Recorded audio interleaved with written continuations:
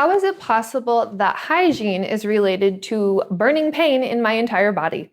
Hello, so I figured I would talk about MCAS and hygiene and how it's related. I think hygiene in general is kind of a difficult topic when it comes to disability. A lot of people with disabilities struggle with hygiene, whether it's from physical incapacity or even mental health issues, because that's very common with disability.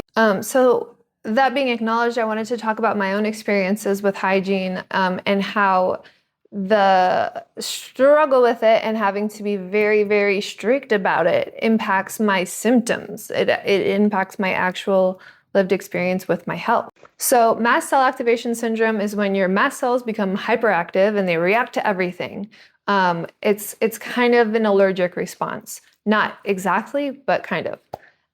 And so one of my symptoms is like my skin gets really red, itchy very easily. I have that thing where if you like scratch my skin, it'll show like a red line sometimes. Right now, things are pretty well, are getting pretty well managed. So luckily my MCAS symptoms are low. I don't know if you can see it, but I think it's called hypergraphia.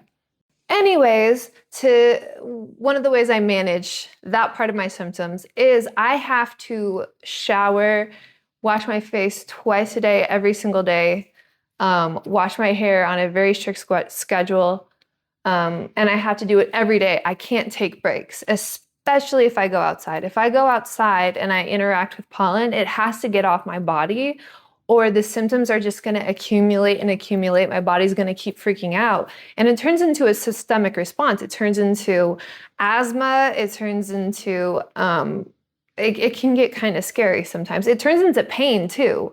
For me, my MCAS is very much related to my systemic burning pain. So the first thing I do every single morning is I wash my face, I brush my teeth, I do all of that stuff. And the last thing I do every single night is I shower, and that includes just everything. But I've also found that doing this helps me feel good.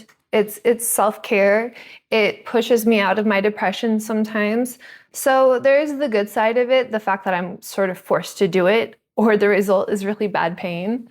But yeah, it's also exhausting because there's sometimes where it would be nice to just be able to go to bed. If you deal with this and you have to maintain your hygiene for certain specific reasons, let me know. I'm curious what input people have.